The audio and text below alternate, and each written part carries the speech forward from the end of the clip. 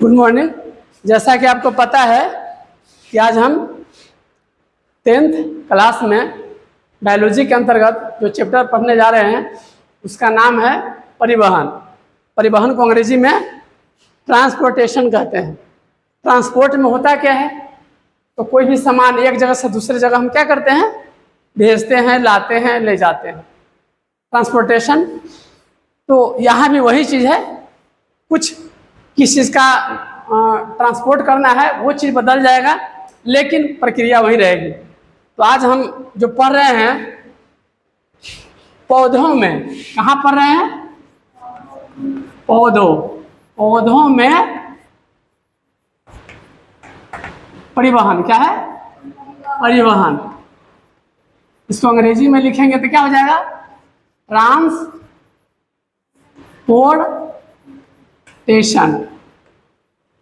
In plants. क्या है, plants.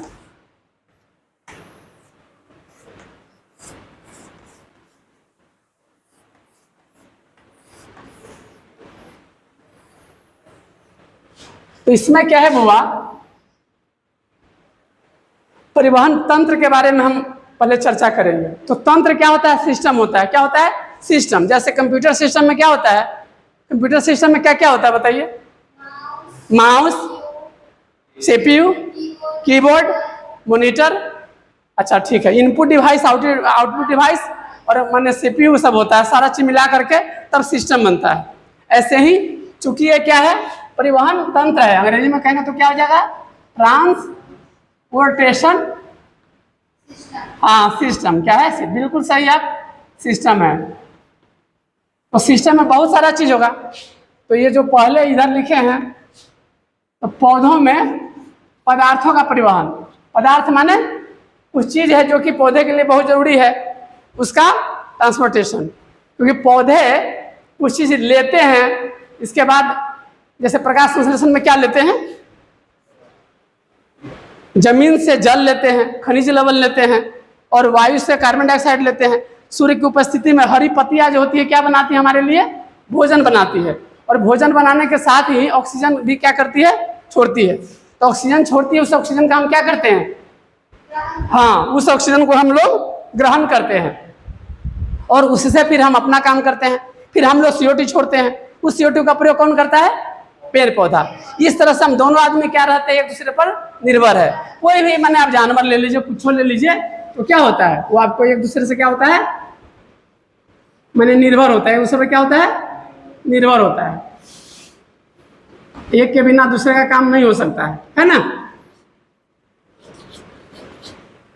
एक दूसरे से निर्भर होता है क्योंकि जीवन में कुछ चीज लेना होता है, कुछ चीज देना होता है। जैसे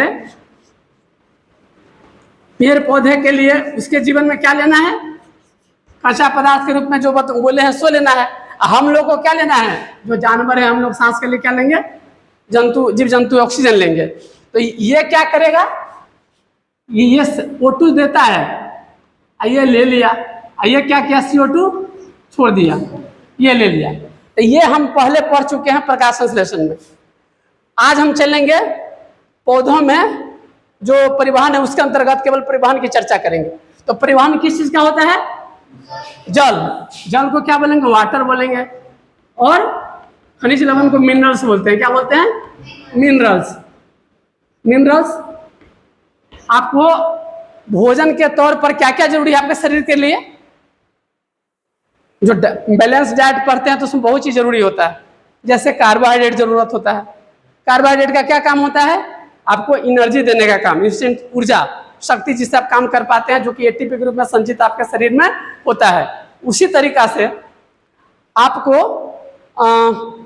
जो मिनरल्स होता है उसका अलग अलग काम होता है। खनिज लवण जैसे आयरन है, उसकी कमी से क्या होती है, उसकी कमी से आपको एनीमिया बीमारी होती है, कमजोरी होती है ना। तो कहते हैं कि हमको बथुआ के साग अथवा आयरन की गोली, फोलिक एसिड सरकार भी देती है खाने के लिए, क्योंकि उससे हमको आयरन मिलता है। आयरन की कमी से वीकनेस आती है। कैल्शियम हड्डी निर्माण के लिए सब जरूरी हो जाता है। इसी तरह से फास्फोरस का अपना महत्व है बहुत सारे प्रक्रिया करने के लिए। ऐसे ही इसके अलावा क्या है, विटामिन है। विटामिन में भी अपना हमारे शरीर में उसका महत्व है, बहुत कम मात्रा में चाहिए लेकिन जरूर चाहिए। जैसे विटामिन ए की कमी से क्या हो जाता है, रतौनी होता है। तो विटामिन ए के लिए हमको जरूरी है क्या खाना, गाजर मूली टमाटर जो खाते हैं, है ना। बी की कमी से बेरी बेरी होती है, वीकनेस आपको आता है, उसके लिए आपको क्या जरूरी है, बी का स्रोत जो वो भी खाना। विटामिन सी की कमी से क्या होता है, स्कर्वी रोग होता है जैसे, और त्वचा की खूबसूरती क्या होती है, खत्म हो जाती है। इसलिए देखेंगे नींबू बहुत महंगा मिलता है लेकिन पीने वाले पीते हैं, क्योंकि वो शरीर के लिए बहुत जरूरी होता है। दांत में जब खून आता है, स्कर्वी रोग होती है, उसका विटामिन सी उसका माने की कमी उसका कारण होता है। साइट्रस फूड में ही पाए जाते हैं, संतरा जो भी है विटामिन, आंवला है, माने ये वो भी विटामिन सी का ही स्रोत है। डी की कमी से रिकेट्स होता है। इसी तरह से के की कमी से आपके क्या होता है, थका का जमना नहीं हो पाता है। आप कट भी जाएगा, कट लग जाएगा, ब्लड निकलेगा, रक्त निकलेगा, लेकिन आपका जम नहीं पाएगा। तो खनिज का भी अपना महत्व हो गया। इसी तरह से आपके शरीर में जल का भी महत्व है। जल क्या महत्व है, बहुत सारे प्रक्रिया करने के लिए जल जरूरी होता है आपके शरीर में। आपका शरीर भी 70% जल का बना हुआ है। पृथ्वी भी क्या है, 100 में से 70% क्या है, महासागर जल ही है। इसी तरह से वर्षा है, आपको क्या होता है, लॉन्ग टर्म आपके ऊर्जा का स्रोत है और बहुत सारी प्रक्रिया को करता है आपके अंदर में।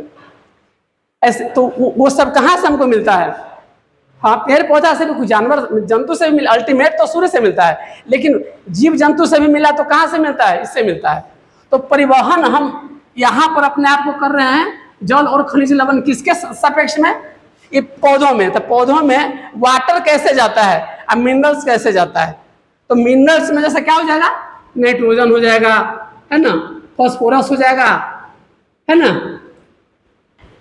पोटेशियम हो जाता है। इसलिए आप देखिएगा खाद रहता है एनपीके, है ना, पोटास छिटिए, ये छिटिए, वो छिटिए। क्यों छिटते हैं, क्योंकि यही चीज अंदर में जब जाता है आपके धान में, अच्छा चावल जो बनता है बाद में, अथवा कोई पौधा, तो उसकी कमी रहेगी तो उसका निर्माण नहीं होगा, फिर आपके शरीर में वो चीज नहीं आएगा। सबके लिए जरूरी होता है। तो देखिए वाटर और मिनरल्स जो आपको प्रायः जड़ के थ्रू जाते हैं। तो जड़ में क्या होता है, यहाँ से एक रूट प्रेशर जनरेट होता है।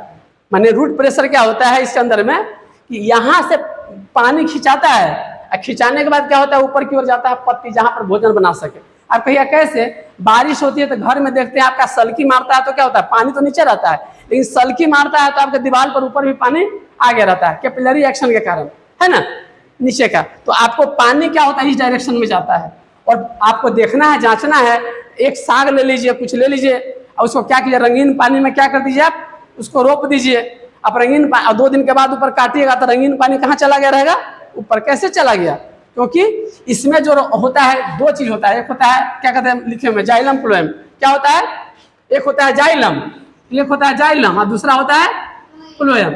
इसको ऐसे कहेंगे जाइलम, अंग्रेजी में ऐसे लिखेंगे जाइलम, आइए हो जाएगा फ्लोएम। तो जाइलम जो होगा वो आपको क्या करेगा, जल और खनिज लवण का परिवहन जड़ के द्वारा एक ही डायरेक्शन में करेगा। क्या करेगा, एक दिशा में करेगा, क्योंकि ऊपर से नीचे थोड़ी लाना है उसको। एक दिशा माने क्या होता है, यूनि डायरेक्शनल। क्या होता है, यूनि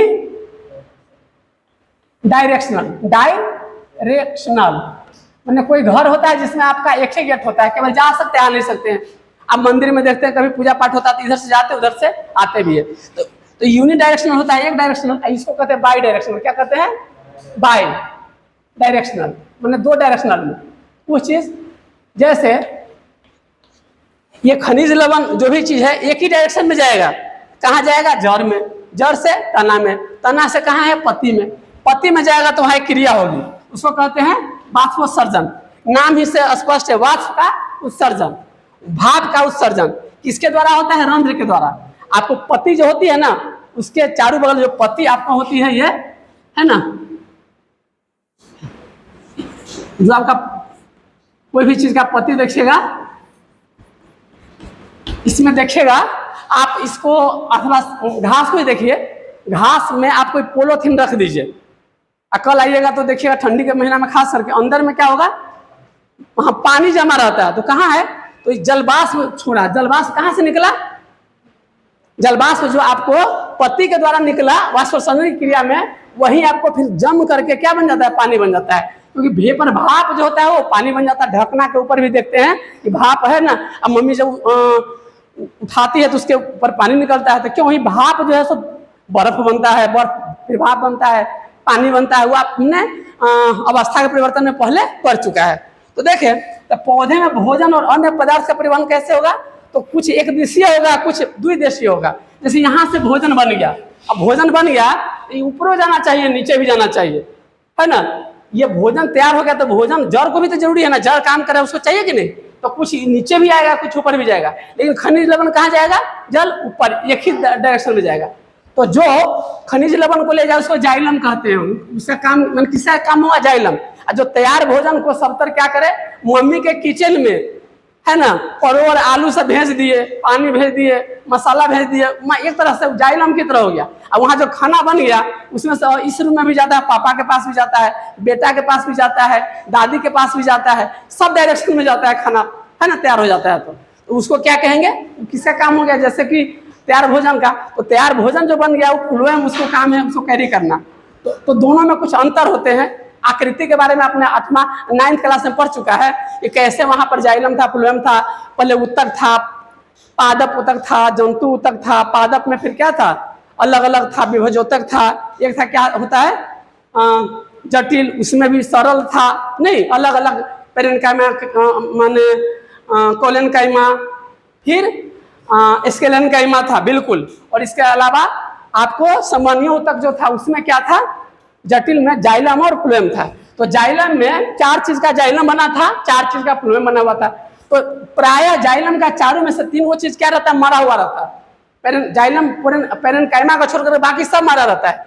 तो ज्यादा मरा हुआ, इसीलिए जाइलम को क्या कहेंगे, मृत कोशिका। वैसे ही पानी भी जो जाता है जिस पाइप होकर के मृत रहेगा ना, मृत ही रहता है कि नहीं। तो मृत कोशिका जाइलम में दोनों में अंतर बता रहे हैं। जाइलम क्या होता है, मृत कोशिका का बना होता है, और फ्लोएम क्या होता है, जीवित कोशिका। वैसे इसमें एक कोशिका होती है, मृत होती है, फाइबर, जाइलम फाइबर करके। लेकिन इसमें 3 क्या है, जीवित है, एक मरा हुआ। इसमें 3 मरा हुआ, एक जीवित है, तो ज्यादा, इसलिए इसको एज ए होल कहते हैं। जाइलम मृत कोशिका है, फ्लोएम क्या है, जीवित कोशिका है। पहले का अंतर। दूसरा अंतर है कि जल खनिज लवण का स्थानांतरण करेगा कौन, जाइलम। जल और खनिज लवण, इसमें क्या है, ये जल, कहाँ है जल लिखे हुए हैं, ये जल और खनिज लवण कहाँ ले जाएगा, ये जाइलम का काम है, यहाँ से ढो करके ले जाना, पत्ती के पास ले जाना है ना। फिर ये फ्लोएम क्या करेगा, खाद्य पदार्थ जो बन जाएगा, जो खाद्य पदार्थ बन जाएगा, माने जो भी चीज, उसको तो रूट को भी जरूरत है ना, खाना भोजन किसको जरूरत नहीं है, एनर्जी चाहिए। तो इसको खाद्य पदार्थ का स्थानांतरण, क्या है, स्थानांतरण माने क्या होता है, एक जगह से दूसरी जगह ट्रांसफर। तो ये किसका काम हो गया, फ्लोएम का। तीसरा क्या हो गया, ये जाइलम जो भी चीज ले जाता है ऊपर की ओर, एक ही डायरेक्शन में ले जा रहा है, एक ही दिशा में ले जा रहा है। ऐसा थोड़ी है कि ऊपर से नीचे ले आता है। लेकिन ये फ्लोएम जो है सो ऊपर भी ले जा सकता है, क्योंकि ये भोजन को ऊपर जरूरी है और नीचे भी जरूरी है। इस तरह से हमको लगता है कि आपने मैंने समअप करते परिवहन पढ़ा, पौधे में परिवहन था, जिसको ट्रांसपोर्ट सिस्टम के अंतर्गत हम रखते हैं। ट्रांसपोर्टेशन सिस्टम में इसमें कुछ माने अंग होते हैं, जाइलम और फ्लोएम होता है। इसी क्रिया में वाष्पोत्सर्जन पर है। स्टोमाटा उसको बोलते हैं, पत्ती का नीचे जो छिद्र होता है जिसको करके भाप का उत्सर्जन होता है।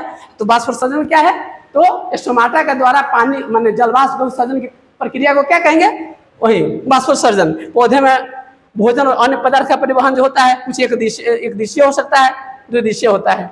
तो एक दिशीय माने जाइलम करता है, और बहुदिशीय कौन करता है, मल्टी डायरेक्शन में बाई डायरेक्शन में फ्लोएम करता है। इस दोनों का अंतर देखें कि मृत कोशिका का बना हुआ है जाइलम, जल खनिज लवण को स्थानांतरण करता है जाइलम, ऊपर की ओर केवल ले जाता है जाइलम। लेकिन फ्लोएम क्या है, जीवित कोशिका है, खाद्य पदार्थ का स्थानांतरण करता है और ऊपर से नीचे सभी डायरेक्शन में ले जाता है। तो यहाँ से इधर के जाइलम का काम हुआ, और उधर से सब ले जाना फ्लोएम का काम हुआ।